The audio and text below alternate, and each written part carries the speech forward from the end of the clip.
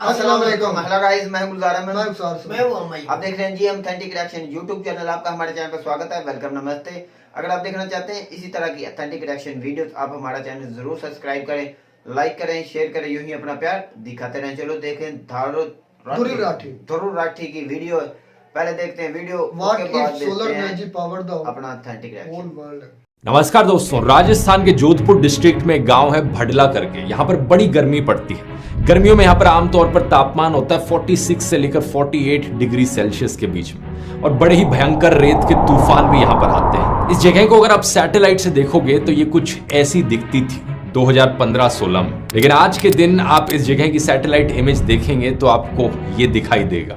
Bhadla solar park, क्या आप जानते हैं दोस्तों, ये ना सिर्फ इंडिया में बल्कि पूरी दुनिया में सबसे बड़ा सोलर पार्क है। 14,000 एकड़ की जमीन पर, यानी ऑलमोस्ट 56 स्क्वायर किलोमीटर जमीन पर यहाँ सोलर पैनल्स लगाए गए हैं। जब आप इस सैटेलाइट व्यू से थोड़ा जूम इन करके जूम आउट करेंगे तब आपको अंदाजा होगा कि एक्चुअली में है कितना बड़ा। ये इतना बड़ा है कि आधा पेरिस का शहर इसमें फिट बैठ जाएगा। इसकी टोटल कैपेसिटी है 2245 मेगावाट्स की, यानी ये एक सिंगल सोलर पार्क इतनी बिजली प्रोड्यूस कर सकता है कि पूरे कोलकाता शहर की बिजली रिक्वायरमेंट पूरी हो जाएगी। इमेजिन करके देख सकते हो। ऐसे बड़े सोलर पावर प्लांट्स आपको सोलर एनर्जी की पोटेंशियल दिखाते हैं। अगर इंडिया से बाहर बात करें तो मोरक्को देश को वर्ल्ड लीडर माना जाता है सोलर एनर्जी के मामले में। पूरे देश में करीब 20% बिजली जनरेशन सोलर एनर्जी से होती है, और दुनिया का largest concentrated solar power plant आपको मोरक्को में मिलेगा। कॉन्सेंट्रेटेड का मतलब है ऐसे सोलर पावर प्लांट जो सनलाइट से हीट जनरेट करते हैं, सनलाइट को एक तरफ कॉन्सेंट्रेट करके इन ट्यूब्स में, जो आपको ट्यूब सामने दिख रही हैं, और इस थर्मल एनर्जी से बाद में बिजली प्रोड्यूस होती है। दूसरी तरफ जो नॉर्मल सोलर पैनल्स होते हैं वो फोटोवोल्टाइक सोलर पैनल्स होते हैं, जैसे कि जो राजस्थान में लगे हुए हैं, वो सीधा सनलाइट को इलेक्ट्रिकल चार्जेस में कन्वर्ट करते हैं। लेकिन एक इंटरेस्टिंग सवाल यहां पर ये उठता है कि ऐसे बड़े सोलर प्रोजेक्ट्स को हम कितना बड़ा और बना सकते हैं। क्या हम ऐसा कर सकते हैं कि पूरे रेगिस्तान को सोलर पैनल से ही भर दिया जाए? क्या होगा अगर हम पूरे सहारा डेजर्ट को सोलर पैनल से ही कवर कर दे? तो क्या पूरी दुनिया की इलेक्ट्रिसिटी डिमांड्स को सिर्फ इन सोलर पैनल से ही कवर किया जा सकता है? We need less of this and more of this. The solar energy, it is likely to account for 60% of global renewable power growth in 2022. If we can fly an airplane entirely solar powered, solar power plants in orbit would be able to provide energy day and night, all year long, and no matter what the weather's like. Actually दोस्तों, realistically बात करें तो पूरी दुनिया की बिजली की जरूरतें पूरी करने के लिए हमें पूरे सहारा रेगिस्तान को सोलर पैनल से कवर करने की भी जरूरत नहीं है। धरती पर इतनी ज्यादा सोलर एनर्जी पड़ती है कि आप यकीन नहीं करोगे। हर समय 173,000 टेरावाट सोलर एनर्जी धरती पर पड़ती है, और यह पूरी दुनिया की टोटल एनर्जी कंजम्पशन से 10,000 गुना ज्यादा है। अनुमान लगाया गया है कि धरती पर पड़ने वाली सनलाइट सिर्फ 1.5 घंटे के लिए पूरी दुनिया की साल भर की एनर्जी कंजम्पशन पूरी कर सकती है। तो इसका मतलब है कि काफी छोटे एरिया पर सोलर पैनल्स लगाने से ही दुनिया की सारी जरूरतें पूरी हो जाएंगी। अब यहाँ पर कितने छोटे एरिया की बात करी जा रही है? एग्जैक्टली कितनी जमीन पर सोलर पैनल्स लगाने पड़ेंगे, इसको लेकर एक एस्टिमेट निकाला था एक औरत नाडीन मे ने अपनी रिसर्च थीसिस में साल 2005 में। उन्होंने कहा, नॉर्थ अफ्रीका के हिस्से में अगर आप जूम इन करोगे, इतने छोटे से एरिया में, ये जो रेड स्क्वायर दिखने लग रहा है, यहाँ पर अगर आपने सोलर पैनल्स लगाए तो पूरे यूरोप की जितनी बिजली की जरूरतें हैं वो सारी पूरी हो जाएंगी। इससे थोड़ा सा बड़ा स्क्वायर बनाया जाए, एक ऐसा स्क्वायर जिसका साइज हो 254 किलोमीटर बाय 254 किलोमीटर, सिर्फ यहाँ पर लगाए गए सोलर पैनल्स काफी होंगे पूरी दुनिया की बिजली की जरूरतें पूरी करने के लिए। है ना बहुत ही माइंड ब्लोइंग चीज।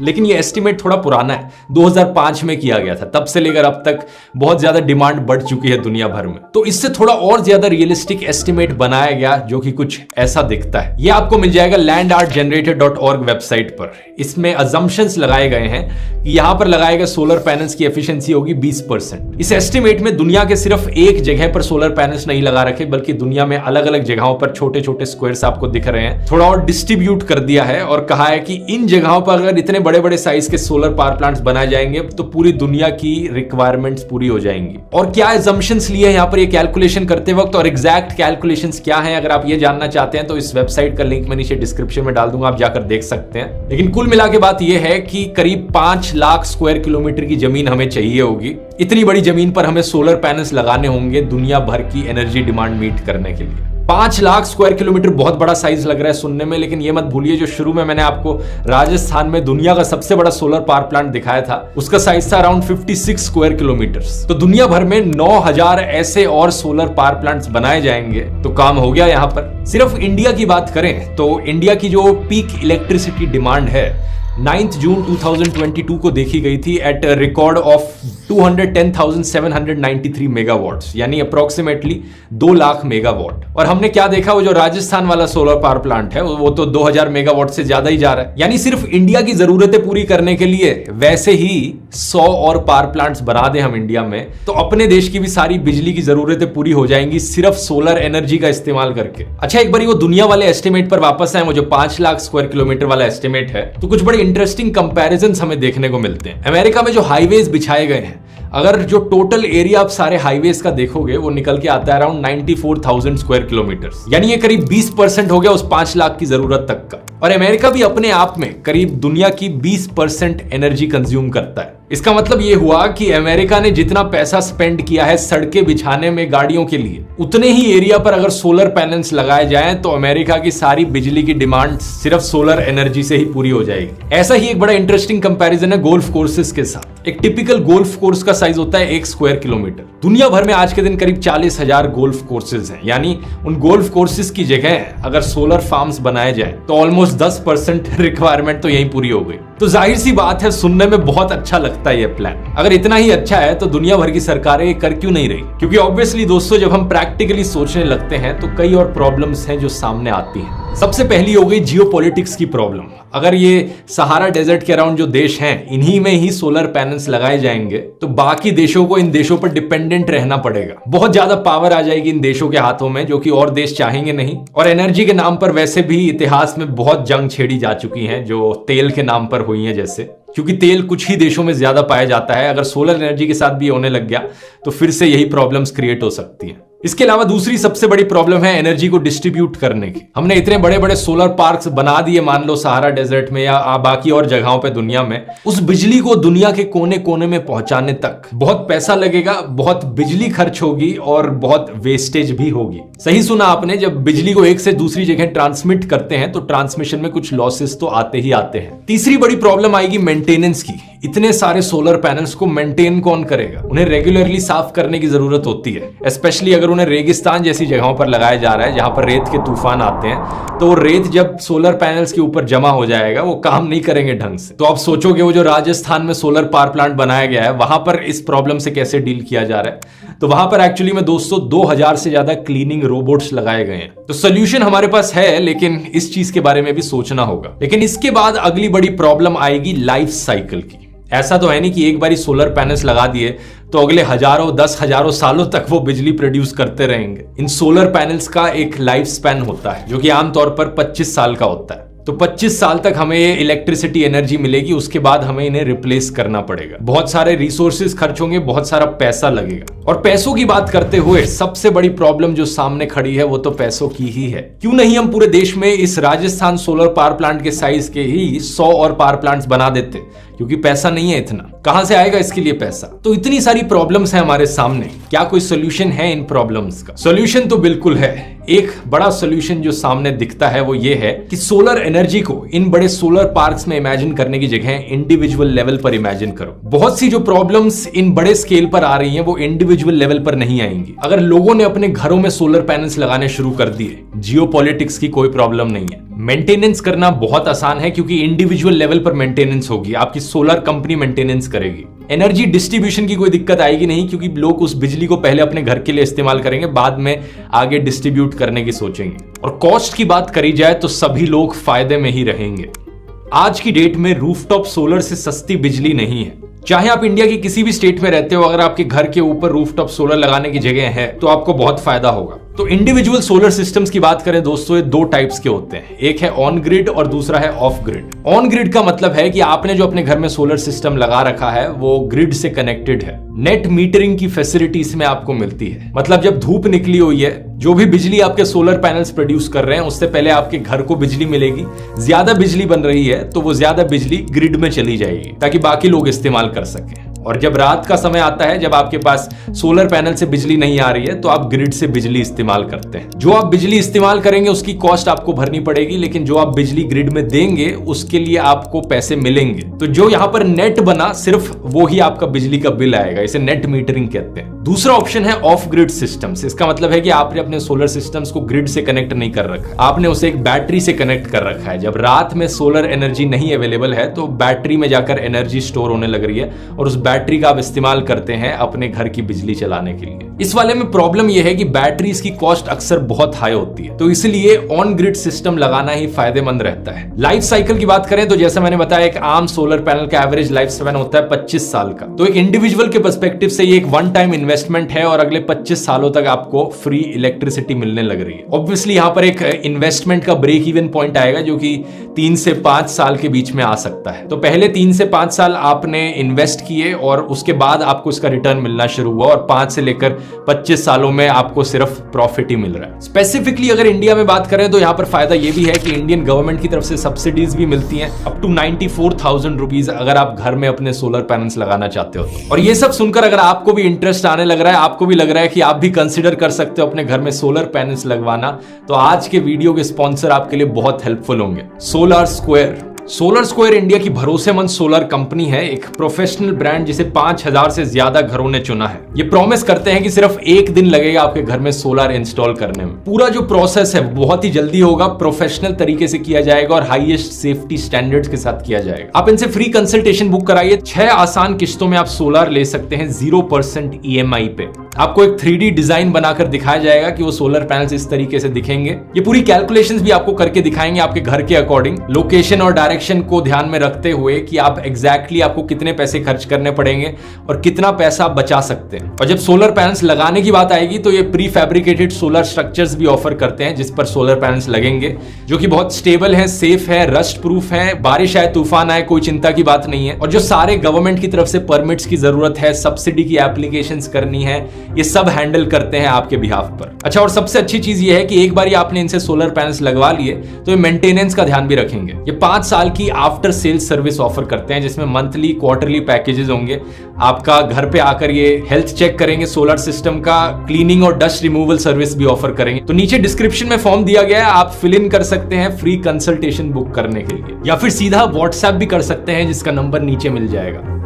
अब घरों पर सोलर पैनल्स लगाने को एक लेवल और ऊपर ले जाएं तो क्या कुछ नहीं किया जा सकता। इन घरों को देखिए, इन्हें हीलियोट्रोप्स कहा जाता है। पहला ऐसा घर बनाया गया था फ्राइबुर्ग जर्मनी में साल 1994 में। बहुत ही फ्यूचरिस्टिक कॉन्सेप्ट दिखता है और ये एक ऐसा घर है जो कंप्लीटली सोलर पावर्ड है। रोल्फ डिश नाम के एक जर्मन आर्किटेक्ट और एनवायरमेंटल एक्टिविस्ट ने पहला ऐसा घर बनाया था। ये जो इसकी सिलेंड्रिकल शेप देखने लग रहे हैं, इसके पीछे एक बड़ा पर्पस है। सर्दियों के समय में इस घर की खिड़कियां सन की तरफ फेस करती हैं ताकि ज्यादा गर्मी ऑब्जॉर्व की जा सके और घर को गर्म रखा जा सके। पीछे का हिस्सा बहुत ही हाईली इंसुलेटेड है और गर्मियों में धूप पीछे की तरफ पड़ती है ताकि घर को ठंडा रखा जा सके। इससे जो खर्चा उठता है घर को ठंडा या गर्म रखने का, वो बहुत कम हो जाता है। इसके अलावा घर के ऊपर सोलर पैनल्स लगाए गए हैं जहां से घर की एनर्जी रिक्वायरमेंट्स पूरी होती हैं और वो भी इंडिपेंडेंटली रोटेट करते रहते हैं। दिन के समय में जहां जहां सूरज जाता है वो सूरज की डायरेक्शन में पॉइंट करते रहते हैं ताकि मैक्सिमम एनर्जी प्रोडक्शन हो। गर्म पानी भी घर में वैक्यूम ट्यूब सोलर पैनल्स के द्वारा प्रोवाइड किया जाता है और ये पूरा बिल्डिंग का डिजाइन दुनिया के मार्केट में सबसे एनर्जी एफिशिएंट डिजाइन है। एक ऐसा घर 5 से 6 गुना ज्यादा एनर्जी प्रोड्यूस करता है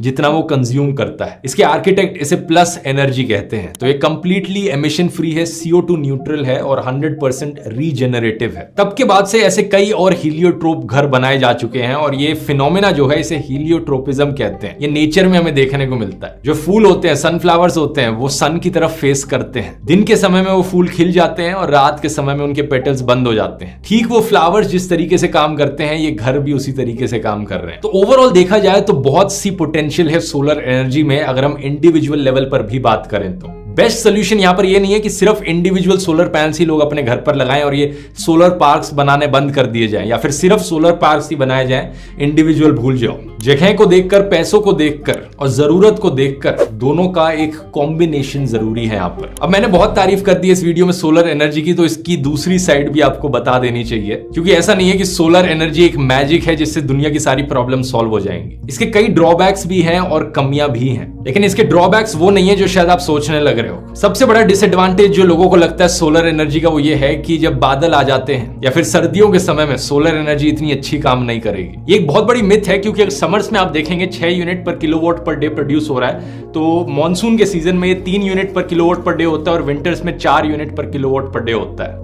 तो हाँ, थोड़ा सा फर्क है लेकिन ज्यादा नहीं है, क्योंकि फोटोवोल्टाइक का जो कॉन्सेप्ट है वो रोशनी पर काम करता है। एज लॉन्ग एज आसपास रोशनी काफी है, चाहे बारिश आ रही हो बादल हो, वो काम करेंगे। यही कारण है कि बहुत सी ठंडी जगहों में भी आपको सोलर पैनल्स देखने को मिलेंगे। नॉर्दर्न यूरोपियन कंट्रीज में भी बहुत से घरों में सोलर पैनल्स लगाए जाते हैं, इवन दो वहां पर ज्यादा ठंड पड़ती है, क्योंकि एज लॉन्ग एज यहाँ पर रोशनी आपको आ रही है तो ये काम करते हैं। तो अगर ये डिसएडवांटेज नहीं है तो क्या है एक्चुअली में डिसएडवांटेज? सबसे बड़ा है कार्बन एमिशंस को लेकर। इसके पीछे रीजन ये है कि ज्यादातर सोलर सेल्स एक्चुअली में सिलिकॉन, सेमीकंडक्टर्स और ग्लास से बनते हैं। साथ ही साथ मेटल्स जैसे कि सिल्वर, कॉपर, इंडियम, टेलोरियम का इस्तेमाल किया जाता है। एक सोलर पैनल को बनाने के लिए इन मटेरियल्स को एक्सट्रैक्ट करना पड़ता है, जिसकी एक भारी इन्वायरमेंटल कॉस्ट भी होती है। सिलिकॉन और ग्लास को कलेक्ट करना कोई प्रॉब्लम नहीं है, वो हर जगह मिलते हैं और एक नॉन टॉक्सिक तरीका है। लेकिन जिन मेटल्स की यहाँ पर बात करी गई है, सिल्वर, कॉपर और जो बाकी और मेटल्स थे, उनकी माइनिंग करनी पड़ती है, और वो माइनिंग करने से सॉइल, वाटर और एयर पोल्यूशन होता है, ग्रीन हाउस गैस एमिशंस फैलते हैं। इसके अलावा जो पूरा प्रोसेस होता है सोलर पैनल्स को फैक्ट्रीज में मैन्युफैक्चर करने का, उससे अपने कार्बन एमिशंस निकलते हैं। ऑब्वियसली यहां पर यह भी कंसीडर करना चाहिए कि अगर हम सीधा फॉसिल फ्यूल से कंपेयर करें, कोल, गैस, ऑयल हो गया, उनके कंपैरिजन में तो ऑब्वियसली बेटर है एनवायरनमेंट के लिए सोलर एनर्जी का इस्तेमाल करना। लेकिन पॉइंट यहां पर यह है कि ऐसा नहीं है कि solar energy completely zero impact होता है इसका एनवायरनमेंट पर। एस्टिमेट लगाया जाता है कि करीब 20 गुना कम कार्बन आउटपुट है सोलर एनर्जी का, सोलर पैनल्स का, अगर हम कोल से कंपेयर करें तो। इसके अलावा दूसरा बड़ा डिसएडवांटेज है सोलर पैनल्स की लाइफ साइकिल। तब क्या होगा जब सोलर पैनल्स की लाइफ साइकिल खत्म हो जाएगी? आप बोलोगे उसे रिप्लेस कर देंगे हम, लेकिन जो पुराना सोलर पैनल है उसका क्या होगा? क्या उसे रिसाइकिल किया जाएगा? आज के दिन सोलर पैनल्स को रिसाइकिल करना इकोनॉमिकली इतना प्रॉफिटेबल नहीं है। आज के दिन इतनी जरूरत भी नहीं पड़ी है सोलर पैनल्स को रिसाइकिल करने की, क्योंकि 1970s में लगाए गए सोलर पैनल्स भी आज तक चलने लग रहे हैं। 50 साल के बाद उनकी एफिशिएंसी कम हो जाती है, लेकिन फिर भी इन्हें यूज करते रहा जा सकता है। लेकिन एक समय जरूर आएगा फ्यूचर में जब बहुत से सोलर पैनल्स को रिप्लेस करने की जरूरत पड़ेगी। तो ये कुछ चीजें जिनका फ्यूचर में ध्यान रखना पड़ेगा। लेकिन अगर फ्यूचर देखा जाए सोलर एनर्जी का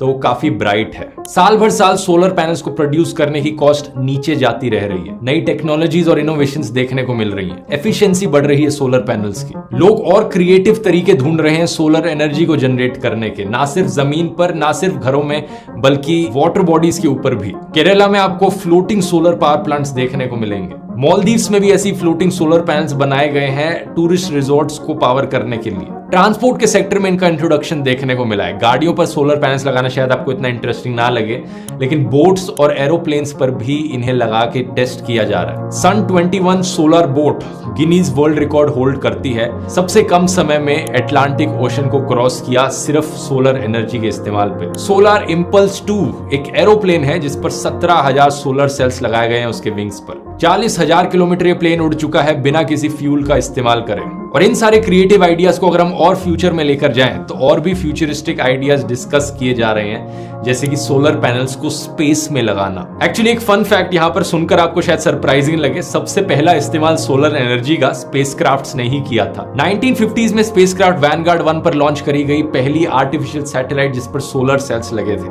After 2 much publicized failures, Project Vanguard scores a bullseye on its third firing at Cape Canaveral. A grapefruit-sized satellite is set into the nose cone of a 3-stage rocket, and the launching routine begins.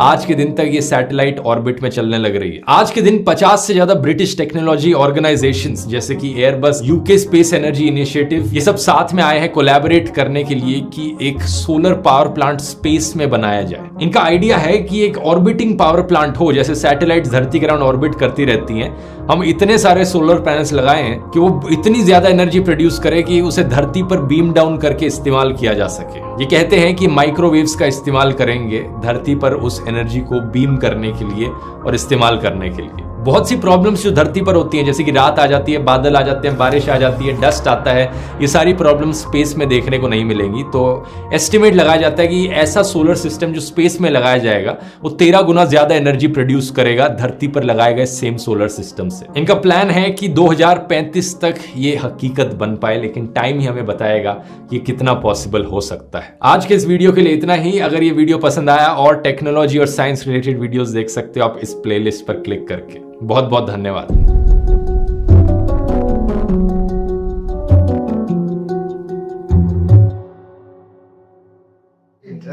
Rathi की वाली बात आई तो इसमें कोई शक नहीं कि वो इंडिया की बहुत बड़ा मेंटोर भी है, समझ लें एक बहुत बड़ा रिसर्चर, और जिस गहराई के साथ वो रिसर्च करता है और जिस उम्दगी के साथ वो अपना टॉपिक बयान करता है, इसी वजह से वो आज दुनिया में, पूरी दुनिया में मशहूर, ना कि इंडिया में, पूरी दुनिया में देखा जाता है। जब मैंने इसकी पहली बार वीडियो देखी थी तो मैं इतनी तकरीबन मैक्सिमम वीडियो देख चुका हूँ, जितनी भी इनकी वीडियो है उसको मैं जी नहीं चाहता इसकी वीडियो को स्किप करने का। इतनी ये इंटरेस्टिंगली बताता है और इतने फैक्ट्स बताता है, साथ सबूत देता है, फिर उसका सोल्यूशन देता है, फिर उसके बाद मैं कहता हूँ कोई भी चीज ये ऐसी नहीं छोड़ता कि जिसकी वजह से गलत नहीं बोलते या कमाल कर देता है। यकीन कीजिए मैं बहुत बड़ा ये एनर्जी जो सोलर पैनल है, मैं कहता हूँ सबसे जो क्लीन एनर्जी है ना ये सोलर पैनल की है।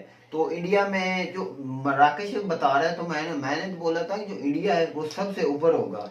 तो नहीं वो फर्क है ना, वो फर्क है जिस चीज का इंडिया में जो बना है वो और नौयत का है, जो मराकश में बना वो और नौयत का, वो दुनिया का सबसे बड़ा इंडिया में भी तो बहुत बड़ा लेवल पे है ना भाई।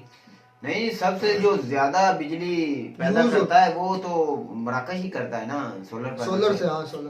तो इंडिया का जो ना रकबे के लिहाज से सबसे ज्यादा रकबे में जो सोलर पैनल लगा है वो इंडिया में लगा हुआ थल जैसा इलाका था ना, वो राजस्थान में लगा हुआ है। तो ये बड़ी अचीवमेंट है इंडिया के लिए कि वो सारी एनर्जी जो है वो अब शिफ्ट कर रहा है सोलर पैनल और क्लीन एनर्जी पर। ऑयल से जो बिजली पैदा होती थी, सबसे क्लीन एनर्जी ये सोलर पैनल है, या हमारी जो पानी से बनती है, पानी से भाई पानी का ज्यादा फायदा मैं समझता हूँ, क्योंकि जो पानी को आप डैम बना के यूज करते हैं, पहले तो आप उससे इलेक्ट्रिसिटी बनाते हैं, उसके बाद आप उस पानी को यूज कर सकते हैं अपनी फसलों के लिए। उसको नहरें बिछाकर अपना नदी नाले बनाकर आप ऐसे इलाके जहाँ पानी नहीं भी पहुंच सकता आप वहां भी पहुंचा सकते हैं नहर निजाम के, और डबल ट्रिपल आपको जो पानी वाले पिन जिसे पानी बिजली कहते हैं उसका ज्यादा फायदा इसका भी है। इसका मेंटेनेंस थोड़ी सी ज्यादा है, उसकी मेंटेनेंस आप 25 साल एक बार लगाएंगे तो 25 साल आपको फिर भी मेंटेनेंस होती है ना, लेकिन इसकी तरफ यही है कि आपको दिन में मिलती है, आपको फिर बैटरी का यूज करना पड़ता है ताकि आपको रात को भी एनर्जी मिले। लेकिन पानी बिजली जो है उसको आप एक तो फसलों के लिए यूज कर सकते हैं, फिर आपको दिन में रात की टेंशन। भाई मैं एक बात बताता हूँ कि हमारे यहाँ इधर जो जिम्मेदार हैं थोड़े से बड़े, जिसके पास बड़े जगीरदार हैं, उसके गाय लगाए हैं और इतने खुश हैं कि वो बात बोलते थे ये पहले क्यों नहीं आई हमारे पास। हम हमारा बिजली ज्यादा खर्च होती थी, ऑयल हमारा डीजल जो ज्यादा खर्चा होता था, अब डीजल हमारे यहाँ है गुजार। फिर अगर वो ये तो भाई एक तो नेमत है हमारे जिम्मेदारों के लिए कि आप एक बार खर्चा करें उसके बाद आप बिजली फ्री इस्तेमाल करें, बार बार नहीं करना पड़ेगा। तो ये हमारा जो डीजल खर्चा हो जाता था वो भी हमें जिम्मेदारों को नहीं ज्यादा आता था। तो क्लीन एनर्जी जो है वो हमारी 20 लाख रुपया लगता है एक ट्यूबवेल पर, तो वो भाई 20 लाख रुपए एक ट्यूबवेल एक एनर्जी लगता है भाई एक सेटअप बनाने में। नहीं ज्यादा बता रहे हैं 20 लाख लगा ना भाई, कहाँ पे लगा है वो 20 लाख यार। प्लेट ये जो प्लेट्स ना, एक प्लेट जो होती है मेरे ख्याल में 25-30 हजार की पाकिस्तान में है। हाँ भाई ये तो 35 से ज्यादा जो ये सेटअप लगा है ना, ये इधर हमारे मामू है उसने लगवाया है। कौन से मामू? तो वो बहुत बड़े लेवल पे होगा, लगवाया है 20 लाख में भाई, उसने 8 लाख रुपया लगा है, इतना छोटा सा उसने सिस्टम लगवाया है। तो ये मैं कम से कम 15-20 लाख रुपया अच्छा जो सिस्टम है वो मैंने सुना कि 5-7 लाख में पूरा सिस्टम लग जाता है ट्यूबवेल का। भाई एक ट्यूबवेल का होगा भाई, तो फिर एक ट्यूबवेल चलाना आप सारे जान के चलाने, अपने सेटअप की बात करो ना। आप किस तरह कह रहे हैं कि 20 लाख में वो लगा, कितना ट्यूबवेल चल रहे हैं उस पर?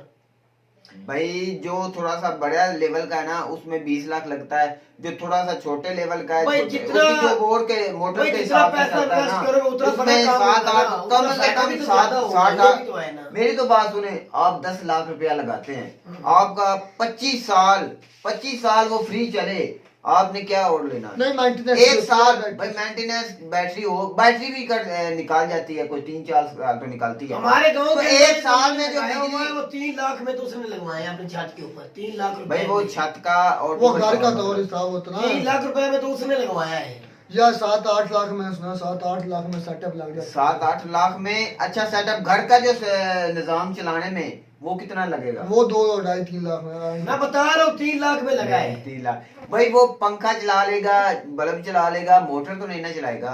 क्यों नहीं चलाएगा? 3 लाख रुपए वाला मेरा भाई सारा कुछ चला, यहाँ दिखाता हूँ तो मोटर भी चल रही है, ये अच्छा और भाई एसी भी चल रहा है, उसके घर में एसी, मोटर है, लाइटें है, पंखे। तो भाई यार मेरी तो बात सुनो, टेक्नोलॉजी नई नहीं आ रही है, जो एसी है पुराने एसी हैं तो वो ज्यादा बिजली लेते थे, अब जो इन्वर्टर आ रहे हैं वो भाई एनर्जी। लेकिन गुलजार आम बंदा 3-4 लाख रुपए तो नहीं खर्च करेगा ना, जैसे जैसे टेक्नोलॉजी जैसे जैसे टेक्नोलॉजी आ रही है आगे से आदमी और जा रहे हैं, तो ये अच्छी बात है। हमारे जिम्मेदार जो सोलर सिस्टम में टोटल ज़राअत जो इसमें के कार्य, तो इंडिया में जो सारा जो इस वक्त इंडिया में तो बहुत बड़े लेवल पे ना, इंडिया में तो बहुत इंडिया को देख देख कर हमने भी सीखा ना कि इंडिया में सोलर पैनल आ चुके हैं, तो हमारे जो जिम्मेदार है उन्होंने भी ये किया है कि हम भी लगाएंगे। बिल्कुल जदीद दौर की मशीनरी भी आ चुकी है पाकिस्तान में, सोलर सिस्टम में ज़राअत का बहुत बड़ा काम हो रहा है बड़े लेवल पे। जो पहले मेरी तो बात सुने, हमारे जिम्मेदारों में जो पहले ऐसी मशीनरी नहीं थी जो इस वक्त हमारे पास भी आ चुकी है, तो दुनिया को देख के ही हमने रीड किया, साफ ज़ाहिर है भाई। तो नई से नई टेक्नोलॉजी आ गई, तो ये इंडिया के लिए अचीवमेंट है कि एक उन्होंने दुनिया का सबसे जो बड़ा सोलर पैनल प्लांट है वो इंडिया ने बनाया। दारो राठी साहब कह रहे थे कि हम पूरे जो राजस्थान में है ना वो बिछा सकें, तो ये भाई तो बिछा भी सकते हैं भाई अगर वो कोशिश करें तो। बहुत इन्वेस्टमेंट करनी पड़ेगी, जितनी बड़ी इन्वेस्ट करेंगे फायदा भी उतना। यार बिजली के बिल यूज होते हैं उनके फर्क कर लें, बिजली का बिल आप यूज करते हैं, पानी बिजली के जरिए बना रहे हैं लाइट, या आप कोयले से बना रहे हैं या ऑयल से बना रहे हैं, फर्नेस जो भी है, तो उसकी आप कॉस्ट आधी कर देना, तब जा कितना खर्चा आएगा इसका पर जो है सोलर सिस्टम।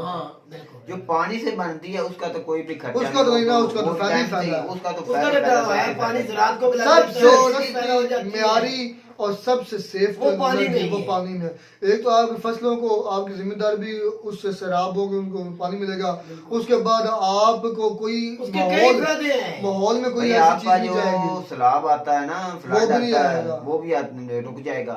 तो हमारे यहाँ तो बहुत जरूरत है हमारे डैम बनाने की, हमारी हुकूमत इस पर काम नहीं किया, उनको मुल्क की क्या। चले जी, ये बहुत अच्छी वीडियो थी, दिल खुश हुआ।